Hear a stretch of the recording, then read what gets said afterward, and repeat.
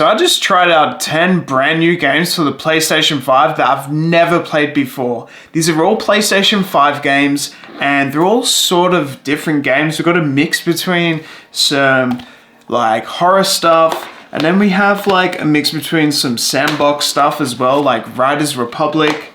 And we've even got, you know, RPGs like Final Fantasy VII that I've never played before. So these are sort of my thoughts and feelings on each game that I have here. And I'm going to go through them one by one and tell you exactly how I felt about them and my sort of first impressions of each game. First one that really surprised me, like I mentioned before, Final Fantasy VII. I've never played a Final Fantasy game in my life and I was pleasantly surprised. The reason why is because it was a really cinematic experience. It looked absolutely amazing and just a genuine fun time to play. So it's not really an open world. It's sort of like this dystopian world, but you go from sort of scene to scene and you sort of fight different stages with different robots or different bad guys, and you've got a team and stuff like that. And this game has over 220 awards. So this is a remake. The original was on something like the PlayStation 2. We have Final Fantasy 17 coming out this month. So this was really good and I can't wait to play more Final Fantasy after playing this game because never played it before in my life and was a genuine positive experience.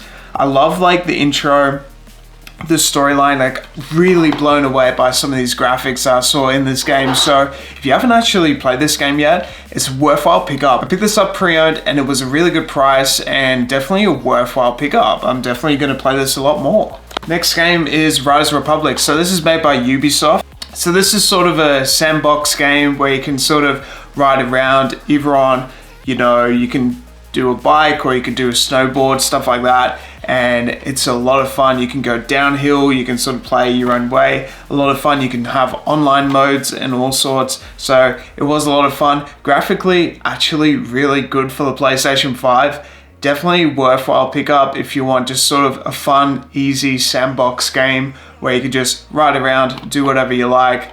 It's really fun. I was pleasantly surprised by this game. This is Subnautica Below Zero. So basically with this game, it's sort of like, in a way, Minecraft, but it's underwater. So you sort of go around underwater and you have limited amount of oxygen. So you need to go back up to the surface. But basically, all you need to do is survive and craft. And by crafting, you need to find items. So you find like different ores, or you can find like new fish to discover and stuff like that. Pleasantly surprised, played for a good 10 minutes, got straight into it, and had a really fun time. I do recommend Subnautica Below Zero if you haven't actually picked it up yet. It was actually really, really good. The Callisto Protocol. So this game picked up today, and you know, a lot of people have said, you know, you got to play this game, and I was like, oh, okay, I don't really do survivals or horror games or any sort of thriller horror games, but this was like a really awesome game. So what really surprised me about this was just like, in a way, it was a cinematic experience, and it almost had like that Alien versus Predator vibe, where even just Alien itself, where they're on the spaceship, because this game is based on sort of spaceships, and just the lighting effects, how like it's got the flashing lights and it's really dark and grim, but like even the cinematic storytelling was really compelling, and I was just got really into it, and I just wish I could just keep playing this game more and more. Really fun game. So what really, you know, stood out was just the storytelling, and it was really mind-blowing in terms of the graphics. Like the performance mode on the PlayStation 5 was really cool, and also just on the controller you can hear the guy's voice coming at you, and in the game it interacts with the guy's voice, but it's really cool. So it comes through the comm and you're hearing the guy's voice, and that was really, really cool. As just sort of like a really interactive effect with your DualSense controller. Definitely a worthwhile pickup if you haven't actually picked it up yet. It's actually really good. Whenever I have to.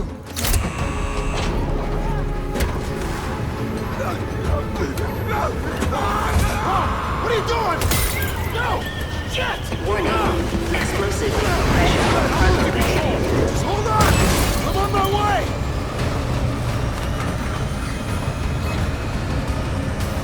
Next one, Metro Exodus. Never played this game before. It actually is on the PlayStation Plus, but I like to collect physicals, that's why I got it. And it was really unique. So kind of like the Callisto Protocol, but a little bit different because it is a survival horror game and you are sort of fighting monsters and stuff like that. But what was really cool about this, you're in this sort of Russian dystopian world and you sort of go through underground tunnels and stuff like that, and you have to shoot all these sort of monsters and stuff like that. Really unique game. Definitely a worthwhile pickup. Not as graphically or cinematically as advanced as the Callisto Protocol because this is a newer game, but this game is still quite good if you just want a fun sort of, in a way, easy game that's not as scary as a normal horror game, but still actually a lot of fun. So definitely actually a worthwhile pickup. I did actually really enjoy this game, so definitely a worthwhile pickup.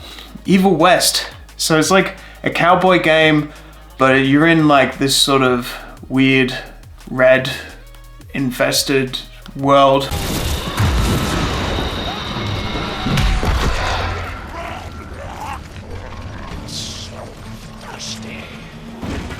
Amateurs.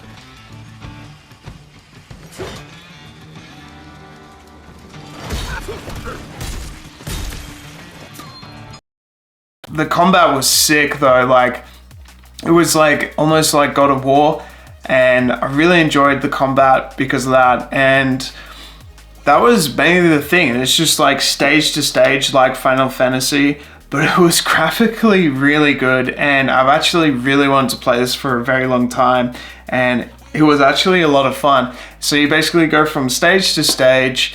You're a cowboy, but it's a very physical game, so you're basically just punching things, but the punching effects are super cool. You can do these like super power up punches, like, I don't know, like God of War, but God of War definitely does it better, but this one's still actually a lot of fun. Like if you haven't actually played this ever before, Evil West is actually an alright game. Like you should definitely give it a go. It's definitely worth playing.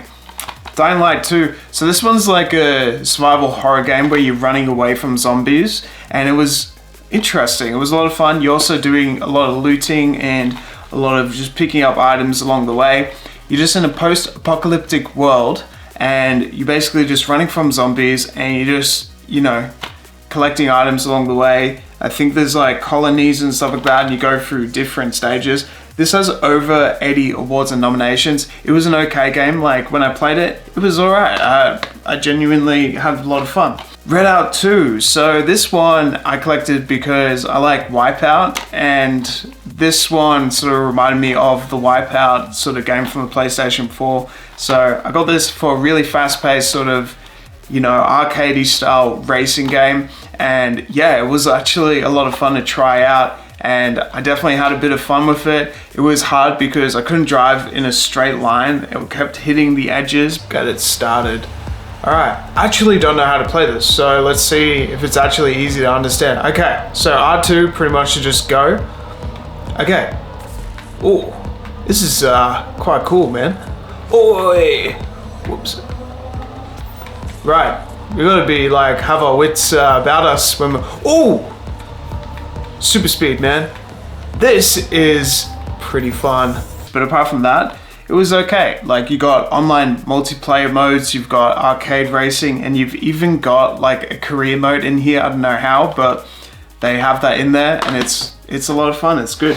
So this is Session Skate Simulator, and it's an okay game. Quite challenging to first get into if you've never played a skate simulator, because the controls are really whack in this game, and the character dies so easily, and you just have to respawn a lot of times. But apart from that, when you finally get into it, you can do a lot of like ollies and kick flips and stuff like that, and you can finally just really get in the game. So that's sort of my impression on Skate Simulator. It's an alright game. I prefer Tony Hawk. The last one that I want to talk about is Mechwarrior Mercenaries 5. So this game was really interesting because it's just a futuristic world with robots.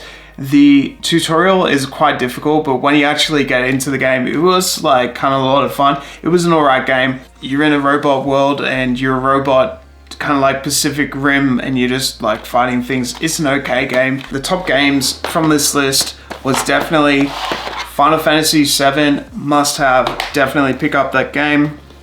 The Callisto Protocol, definitely a worthwhile pickup. Subnautica, Below Zero, definitely get that game. Evil West was actually a lot of fun, so definitely worthwhile picking up this game. Those are definitely the games that I would worthwhile pick up, and even, you know, Riders Republic. I feel like that's an easy to go sort of sandbox game.